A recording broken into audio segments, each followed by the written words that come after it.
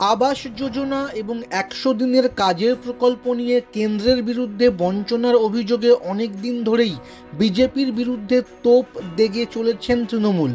দলের সর্বভারতীয় সাধারণ সম্পাদক অভিষেক বন্দ্যোপাধ্যায় বিজেপিকে এই নিয়ে শ্বেতপত্র প্রকাশের দাবিও জানিয়েছেন। এই পরিস্থিতিতে সত্যিই শ্বেতপত্র প্রকাশ করেছে বিজেপি। গোটা দেশের কোন রাজ্যের কোন লোকসভা এলাকায় নরেন্দ্র মোদী সরকার কোন প্রকল্পে কি কাজ করেছে তা অনলাইনের মাধ্যমে সামনে আনা হয়েছে। শ্বেতপত্র.in নামে একটি পোর্টাল তৈরি করা হয়েছে। তাতে ধাপে ধাপে এগোলে বিজেপির দাবি করা তথ্যের ভিডিও এবং পরিসংখ্যান পাওয়া যাচ্ছে। শ্বেতপত্র প্রকাশের দাবিতে সবচেয়ে সরব তৃণমূলের সেনাপতি অভিষেক।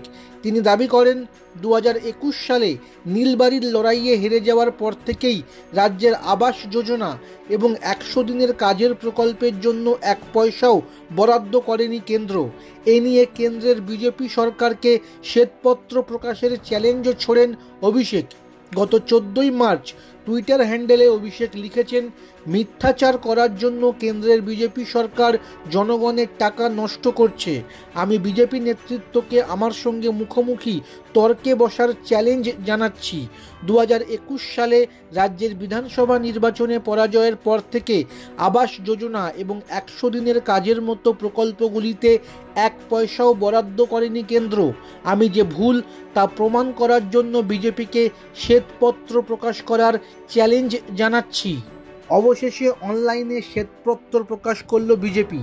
যদিও তাতে রাজ্যকে কোন খাতে কোন বছরে কত টাকা দেওয়া হয়েছে তা আলাদা করে বলা হয়নি।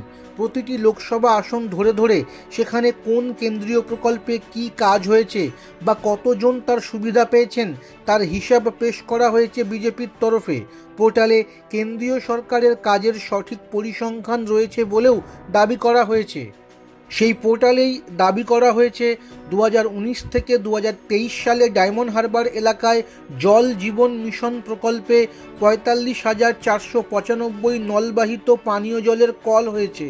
১৪টি জনৌষধি কেন্দ্র থেকে স্বচ্ছ ভারত মিশন প্রকল্পে ২০১৪ থেকে ২০২৩ সালের মধ্যে ৬৬,৪৯২টি শৌচাগার নির্মিত হয়েছে। মোট ১৭টি প্রকল্পের যে হিসাব দেওয়া হয়েছে তার মধ্যে প্রধানমন্ত্রী আবাস যোজনার কথাও রয়েছে। মোদির কালে বাংলার ওই লোকসভা আসন এলাকায় ৫৫,২৮১টি বাড়ি তৈরি হয়েছে বলেও দাবি করা হয়েছে পোর্টালে। তৈরি হয়েছে ১০৯ কিলোমিটার প্রধানমন্ত্রী গ্রাম সড়ক যোজনার রাস্তা। তবে অভিষেক ১০০ দিনের কাজ বাবদ রাজ্যের পাওনা নিয়ে যে প্রশ্ন তুলেছেন তার সেরকমভাবে কোনো উত্তর নেই এই পোর্টালে।